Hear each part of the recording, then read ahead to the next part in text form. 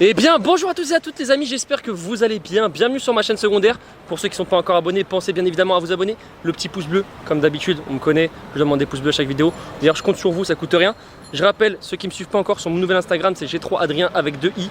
Donc pensez à me suivre. Voilà, là j'ai tout lâché, on peut commencer la vidéo directement. On se retrouve, vous êtes beaucoup à me demander un petit peu par rapport aux flammes de la GTR qui est juste derrière.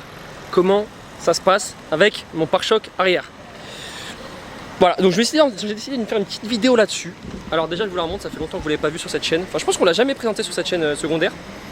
D'ailleurs je vous rappelle encore une fois, pensez à vous abonner. Il y a un petit Cullinan devant qui est très joli, j'aime beaucoup. Alors, je voulais vous parler, avant de parler des flammes, je voulais vous parler un petit peu de tout ce qui est esthétique, etc. Tout ce que j'avais comme projet sur la voiture. Avant de commencer à vous montrer le pare-choc arrière, je voulais vous parler de tout ce que j'avais comme projet à faire dessus. Parce que j'ai pas encore commencé, je vais vous expliquer pourquoi j'ai pas encore commencé les modifications sur la GTR. Vous allez comprendre tout de suite. Alors en gros, pour vous expliquer plus ou moins esthétiquement, j'ai énormément de choses à faire. J'ai prévu un aileron carbone, mais je veux pas mettre, je pense que vous êtes tous d'accord avec moi, un aileron carbone juste comme ça sur la voiture sans rien. Ça ferait pas moche, ça ferait pas beau, excusez-moi. Je pense que quand tu fais un aileron carbone, tu fous un capot carbone, tu fous un kit de jantes, parce que regardez comment les jantes sont hyper rentrées sur la voiture. Comme tu peux voir, elles ressortent pas du tout. Et donc ça, je pourrais mettre des cales pour y remédier, sauf que malheureusement, en fait, j'ai pas envie de mettre des cales tout simplement pour la bonne raison que c'est pas bon pour le différentiel, c'est pas bon pour le 4 roues, excusez-moi, donc pour le différentiel, enfin c'est très mauvais de mettre des cales. Donc en tout cas, c'est pas recommandé. Je pourrais le faire, mais c'est pas recommandé et je préfère préserver la mécanique de ma voiture. Disant ça en ayant un mode flamme, c'est illogique totalement ce que je dis, mais bon, c'est pas grave. Donc voilà, je prévois du coup de mettre un petit aileron carbone avec un covering, etc. Mais juste mettre l'aileron, je trouve ça débile de mettre ça. Donc je pense qu'une fois que je vais commencer, je vais mettre l'aileron carbone, un capot carbone. J'ai déjà toutes les références en tête. Un capot carbone, cherche des jantes un peu plus larges, plus belles, etc. Donc s'il y a un partenaire jante qui se chauffe pour faire un petit partenariat avec la chaîne, ça sera avec grand plaisir. Donc voilà, des jantes, un capot, un aileron, un covering. Le covering, je vous laisse la surprise bien évidemment, je vous le montrerai pas tout de suite.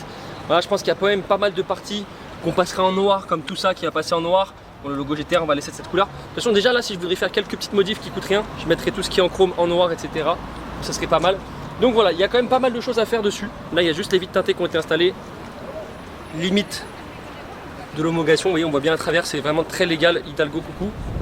Donc voilà pourquoi j'ai pas encore installé tout ce qui est les pièces, etc. Parce qu'en fait, il y en a pour un budget globalement.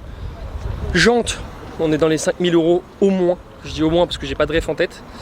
Aileron, c'est 1700 € l'aileron carbone. Capot carbone, c'est 2500 € l'aileron carbone. Le covering, on est dans les 2-3 000 €, voire plus. Donc voilà, il y a quand même il y a un bon budget à faire. Donc ce que je vais faire, mon projet, ça va être de garder mes deux voitures pour cet été. Donc j'ai encore le Session 3. De partir avec le Session 3 en vacances. Et une fois que les vacances sont terminées, je le vends. Une fois que c'est vendu, ça me laisse du budget pour pouvoir un petit peu préparer la voiture. Bon, vous allez me dire, oui Adrien, tu peux pas faire un aileron, etc. Je peux le faire, mais j'ai pas envie de claquer tous mes sous, vous voyez. Dans une prépa, je trouve ça bête de mettre tout son argent dans la voiture. Même si voilà, j'ai deux voitures et qu'il faut les assumer. Donc voilà, après voilà, pour ce qui a été déjà fait sur la voiture, pour ceux qui sont pas au courant, on a Go Covering, pour ceux qui ne connaissent pas sur Instagram. Go Covering, il fait de la vitre teintée, etc. Qui m'a fait les petits feux teintés juste ici. Alors ça, vous inquiétez pas, c'est normal, c'est le feu qui est comme ça. On a les feux à l'arrière également qui ont été teintés en noir. Également ici aussi. On a tout. Alors on a cette partie là sur l'aileron qui est passée en noir aussi, comme vous pouvez voir. Et pareil sur le diffuseur qui est d'ailleurs en carbone, qui est très joli. Ça qui est passé en noir. J'aimerais bien désigler Nissan et une GTR. Dites-moi ce que vous en pensez. Est-ce que ça pourrait faire joli sans les logos? Moi je trouve que ça pourrait être pas mal. Et vous voyez en orange, là je me verrais vraiment pas du tout mettre un aileron juste comme ça, sans rien. Je pense que ça ferait pas joli. Je pense qu'il faudrait quand même y mettre également d'autres choses. Donc voilà ce que j'ai fait sur la voiture.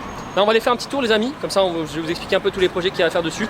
D'ailleurs pour vous parler du pare-choc, vous étiez beaucoup à me demander du coup le sujet principal. Bon, là on a les grosses sorties Armitrix, donc on a une ligne complète Armitrix comme tu peux voir ici, qui d'ailleurs a bien changé de couleur à l'intérieur, c'est bien noirci, on se demande pourquoi. Et en gros, pour vous expliquer, bon il y a un mode flamme qui fait des flammes de... Je préfère pas dire la taille, je pense qu'il vaut mieux pas le dire, tu vois. C'est des petites flammes on va dire.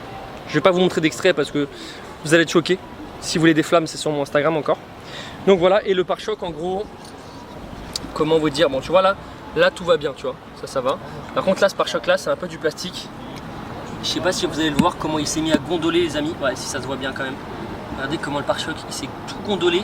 Également ici ça se gondole. En dessous aussi. En fait le problème c'est que les flammes remontent. En fait si vous voulez là elles sont là. Et elles, au lieu d'aller tout droit, elles remontent comme ça vers le pare-choc. Et elles sont pas puissantes entre guillemets. Enfin si, elles sont énormes. Mais une fois que tu arrives à la fin de la flamme, ça commence à remonter jusqu'ici, à peu près jusqu'au niveau du haut du feu. Là c'est de la carrosserie donc ça va. Mais le pare-choc en plastique, ça prend plus cher. Donc également de l'autre côté, hein, c'est pareil. Comme tu peux voir là juste ici, on a tout le pare-choc qui est cramé là. Ça se voit moins de ce côté. Mais par exemple là tu vois aussi, ça se gondole un peu. Et encore là, comme je vous l'ai dit les amis, j'ai pas fait énormément de flammes. Donc comment dire que le pare-choc d'ici 6 mois je vais devoir le refaire. C'est une obligation bien évidemment. Mais du coup voilà. C'est le problème d'une GTR, c'est que quand tu fais des flammes, tu brûles tout ton pare-choc. Donc c'est pour ça qu'il faut pas en abuser. Après également, du coup à l'arrière on a fait le pare-brise arrière teinté. Tout ce qui est vide teinté, etc. C'est très sympa. Et puis voilà, après, je pense qu'à l'avant, je voulais teindre les feux de base. Ça va, tu vas bien? Mais ouais! Bon, du coup, les gars, on a pris le volant, on est dans la voiture. Là, ce qu'on va faire, en gros, c'est pour vous expliquer un peu les modifs intérieurs. Pour l'instant, à l'intérieur, tout est sobre, comme tu peux voir. Regarde, tout est très très sobre dedans. On a quand même pas mal de cuir, c'est sympa avec les enceintes Bose, etc.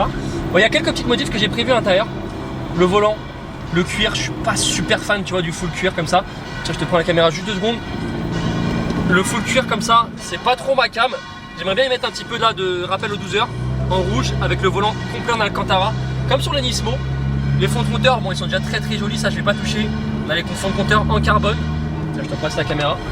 Donc voilà, à l'intérieur les modifs qu'il y a à faire, il n'y en a pas tellement. J'avais pensé au début à mettre 2 sièges parce que ces sièges là comme tu peux voir, ils sont pas non plus les plus jolis. Regarde, tu peux filmer les oiseaux devant toi. Voilà les oiseaux. Tu vois l'échappement, niveau sonorité on est quand même pas trop mal. Je pense qu'il n'y a pas besoin de plus, hein. C'est pas mal, non? Ouais, c'est bon, ouais, je pense. Niveau sonorité, échappement, on est bon. Niveau prépa moteur, bien évidemment, la voiture elle est d'origine. Donc voilà. En tout cas, je compte sur vous, les amis, dans les commentaires, réellement pour me dire ce que vous en pensez un petit peu de ce que je vous ai dit sur la prépa. Parce que l'aileron, franchement, je pense qu'il faut mettre tout ce qui va avec. La lame carbone avant. Enfin, il y a vraiment plein de choses à faire. Juste mettre un aileron comme ça, je trouve que ça ferait vraiment tuning, mais ça ferait pas incroyable, tu vois. Faut faire ça propre, je pense qu'il faut faire toutes les choses. C'est comme un mec qui va à la salle et qui fait juste le haut du corps, tu vois. T'es stock en haut, mais derrière il n'y a rien, tu vois. Si je mets que l'aileron, ça va être stylé derrière, mais de devant, en fait, ça va être complètement sobre. Même si c'est très joli une GTR, tu vois. Voilà, donc je voulais vous dire tout ça. Le pare-choc, malheureusement, si quelqu'un a une technique pour éviter que ça brûle, les commentaires sont également ouverts.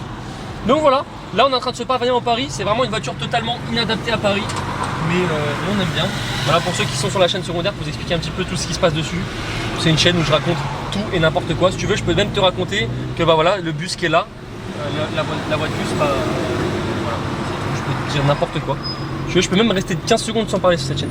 Donc voilà, en gros, pour vous expliquer tout ce que j'ai à faire dessus, j'ai quelques petits projets, mais je pense que voilà, faut faire les choses dans l'art des choses, comment dire, tu vois. Je sais plus quoi vous dire. Je suis perdu sur la discussion. Donc voilà. En tout cas, j'en suis très content de cette voiture. Pour ceux qui me demandent, il y en a plein qui n'ont pas compris mon achat, qui se sont dit ouais, Adrien, une GTR après un C63 et tout. Mais en fait, justement, je trouve que c'est vraiment parfait comme achat après un C63. Je trouve qu'en fait, tu vois, tu passes du côté très joueur du C63 au côté très radical d'une GTR parce que c'est vraiment une voiture qui est hyper radicale. Je pense qu'en fait, tu vois, c'est ce que je répète dans toutes mes vidéos. Pour aimer une GTR, il faut en essayer une. Si tu n'aimes pas l'esthétique, etc., c'est pas un kiff de Fast and Furious ou quoi que ce soit. Je pense qu'une fois que tu essayes, tu prends goût aux japonaises.